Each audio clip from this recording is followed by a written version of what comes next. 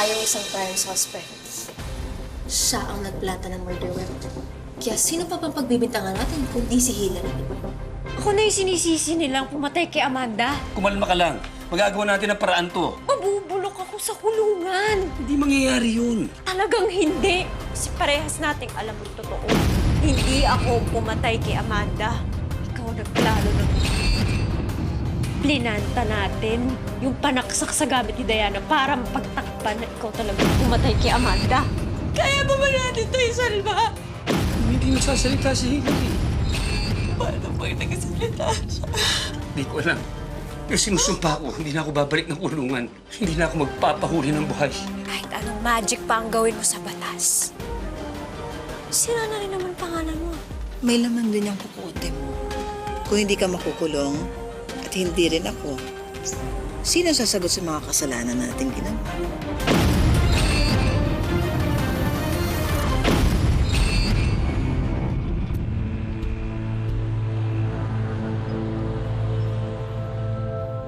Hindi ako naniniwalang magagawa ni Hillary.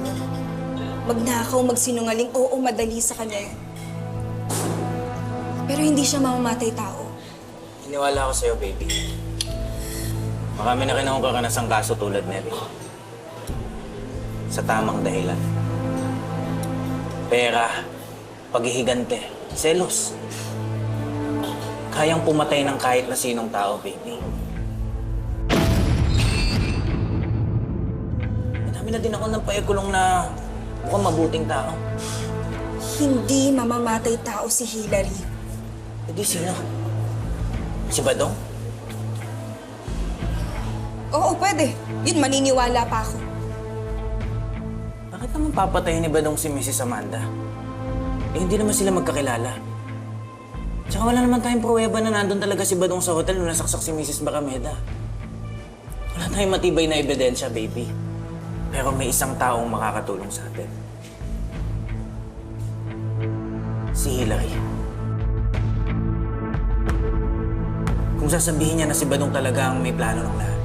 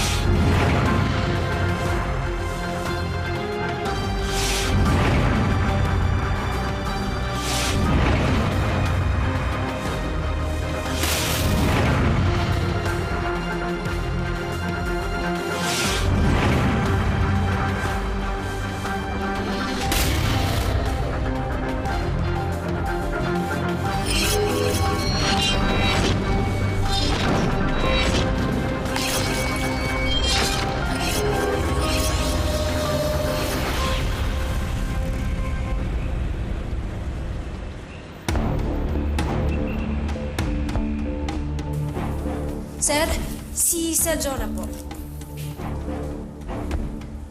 Hillary. Kailangan mo. Handa na ho akong magsabi ng totoo.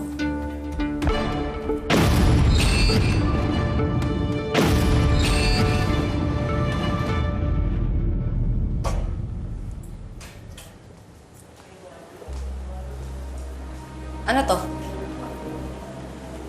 Ma'am Diana, sinabi na sa akin ni Hillary ang buong istorya.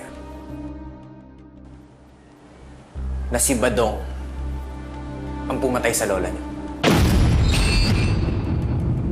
Si Badong din ang nag-utos sa kanya na magpanggap lang.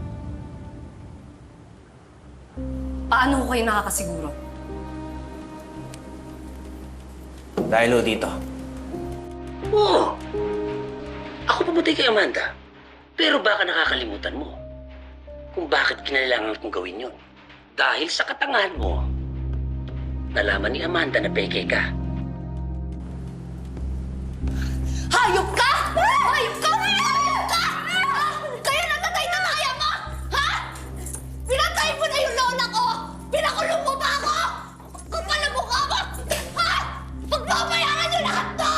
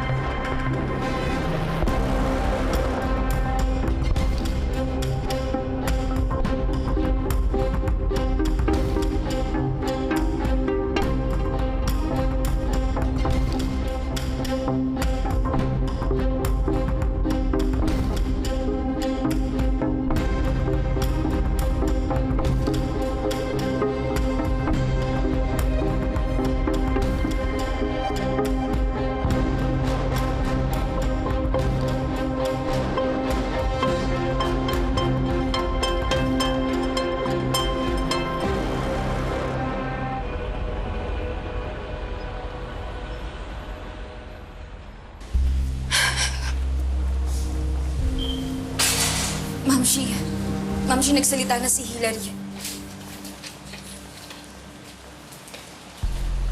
Si Papsi daw ang pumatay kay Ma'am Amanda. Totoo ba yung sinasabi niya?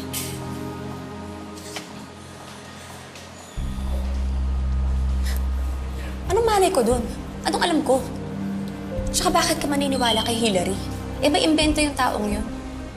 Hindi ba't mas kilala natin si Papsi? Si Papsi, mainitin lang ang ulo nun. Pero hindi pumapatay yun ng tao. Paano kung nagbago na si Papsi? Sino ba ang mas paniniwalaan mo? Ako o si Hillary? Mamshi, may recording si Hillary na pag-uusap nila ni Papsi. May ebidensya na yung pulis laban sa kanya. Mamshi, huhulihin na siya ngayon. Mamsi, parang awa mo na ito na yung pagkakataon mo para malinis sa lahat ng to. Hindi ka pwede madami. Iba na to, nakapatay na si Papsi.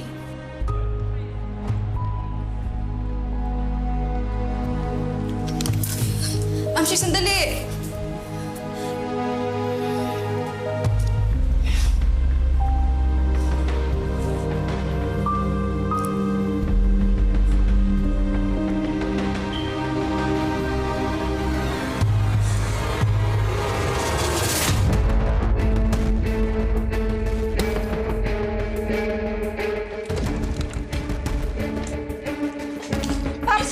Papsi!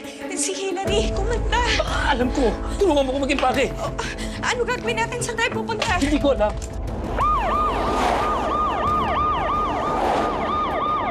Hindi ba sabi ko sa'yo, paubaya mo na sa amin to? Pasensya na.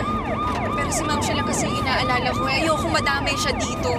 Baka mamaya siya pa nagsasabi kay Badong na huhulihin siya sa pagpatay kay Mrs. Barameda.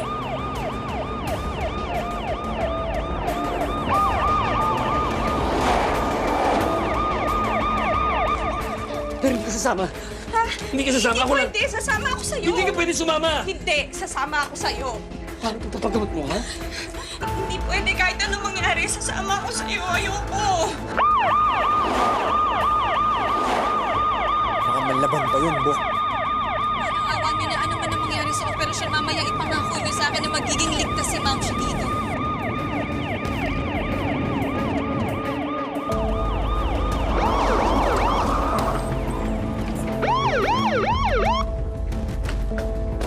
Badong! Badong, inaaresto ka namin sa pagpatay kay Amanda Barameda. Sumuko ka na naman payapa at walang masasaktan.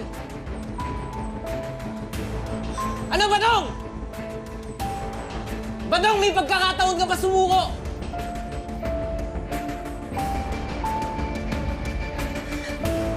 Mamshi! Papsi, parang awa mo na sumuko ka na! Huwag ka mandamay na ibang tao dito!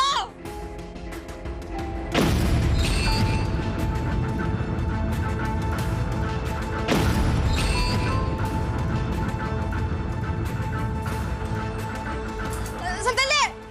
Sandali lang!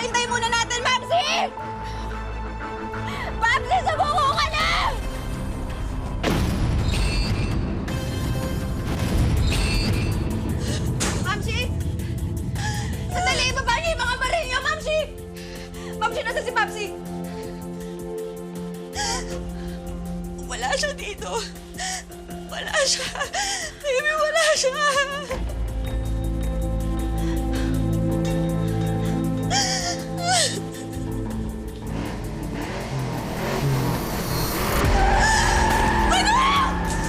Papsi, dito ka lang! Hindi! Bibi, sama mo ako! Parang awa ko na! Bibi, sama mo ako! Parang awa ko na! Bata!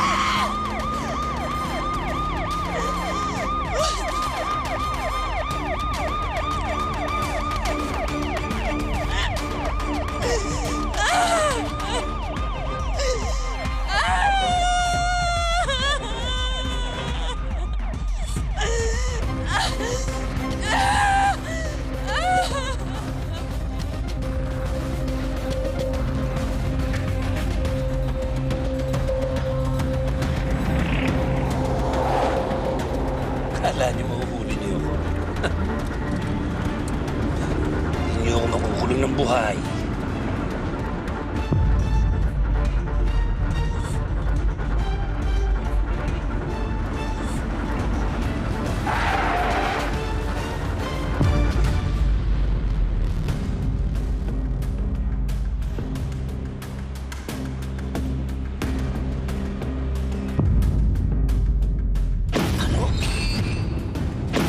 Madam!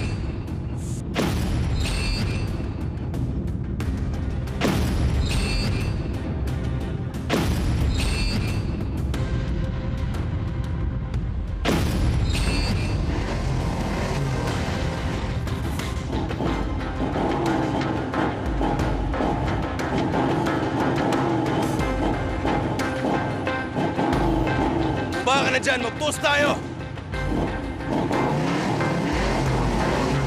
Dito tayo sa impyerno!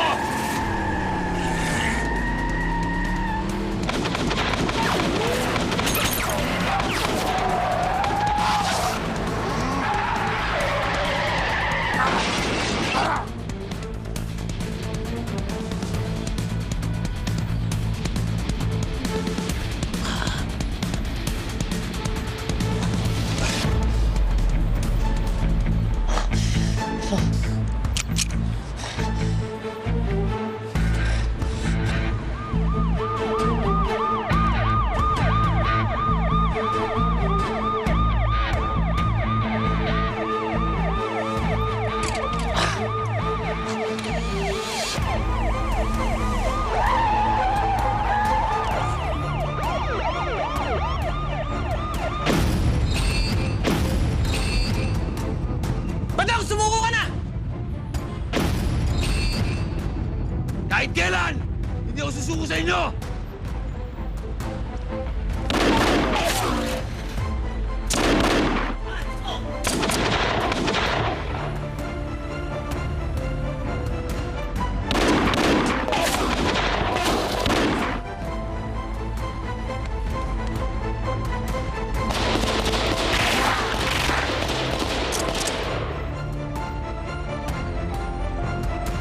Buwak sa kaliwa!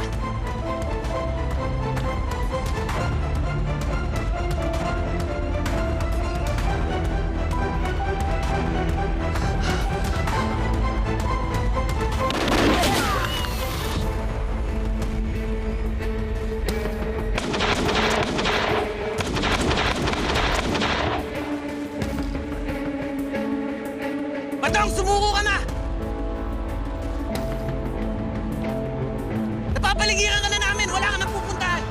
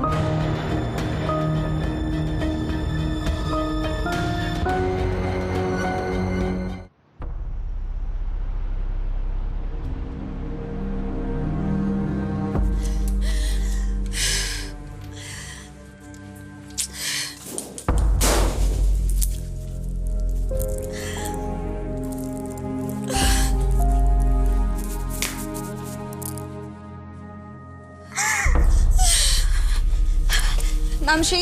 Baby! Ano nangyari sa Papsi mo? Nakatakas si Papsi sa mga pulis. Bakit?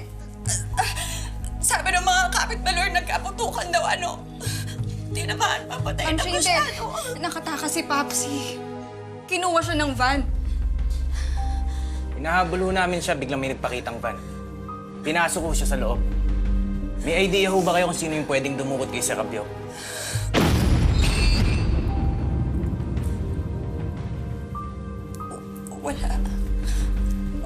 Wala. Malaki ang kasalanan ni Papsi. Siya ang pumatay sa lola ni Ma'am Diana kay Ma'am Amanda. Ma'am, siya pinaghahanap siya ngayon ng batas. Baka naman alam mo kung nasan si Papsi.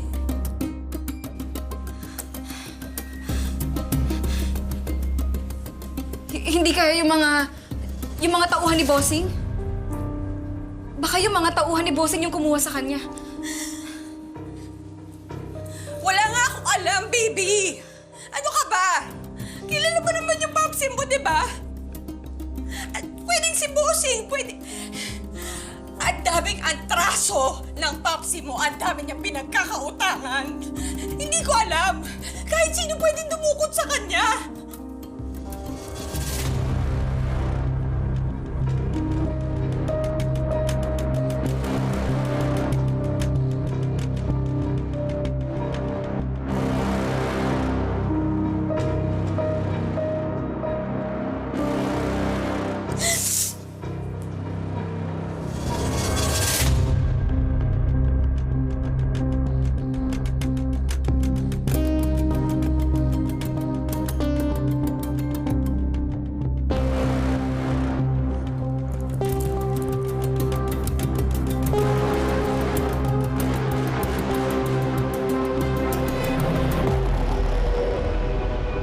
Ano ba naman yan?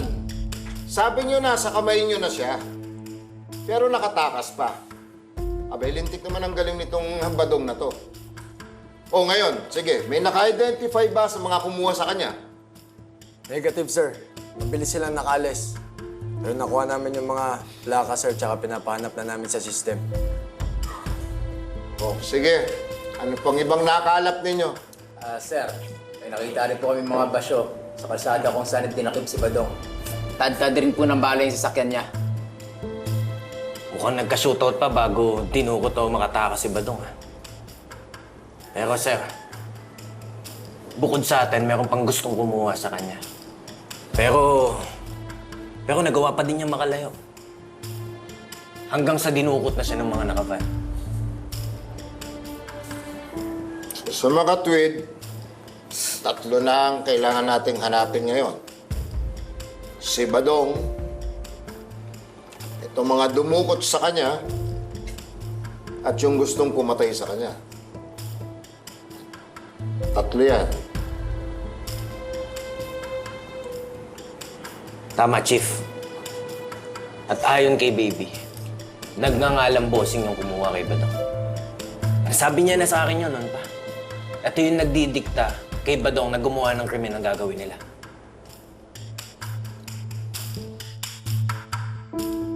Si Baby Abiog ang sinasabi mo. Bossing. Ganito. Dali na sa lab, yung mga basyong nakakita ninyo, nakuha doon sa lugar at mapabalistics na yan. Ha? Alamin at hanapin kung sino itong bossing na sinasabing ito. At ganun din, yung mga dumukot sa kanya. Alam nyo naman yung naplakahan nyo kanyang sasakyan. Pero higit sa lahat, gusto ko mahanap na si Badong. Makuha na yan. Pag nakita ninyo, siguraduhin yung diretso na sa kalaboso. Kulungan na ang kanyang huling kahantungan. Wala nang iba. Yun ang gusto kong malinaw sa inyong lahat. Is that clear? Yes, sir. Yes, sir.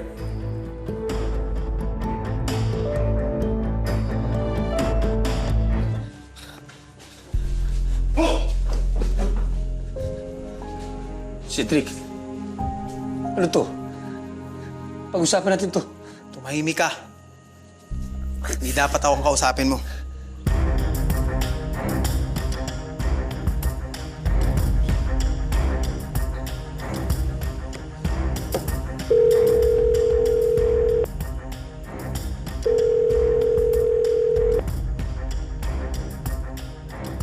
Hello?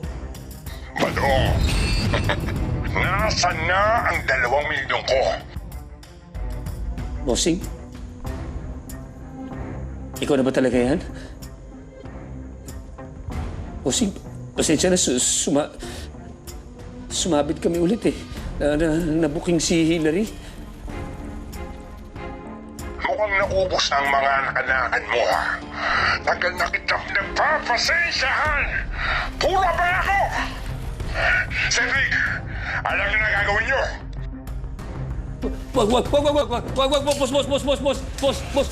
sandali, boss, gawin natin 4 milyon pangako.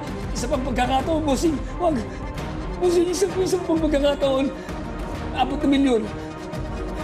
4 milyon.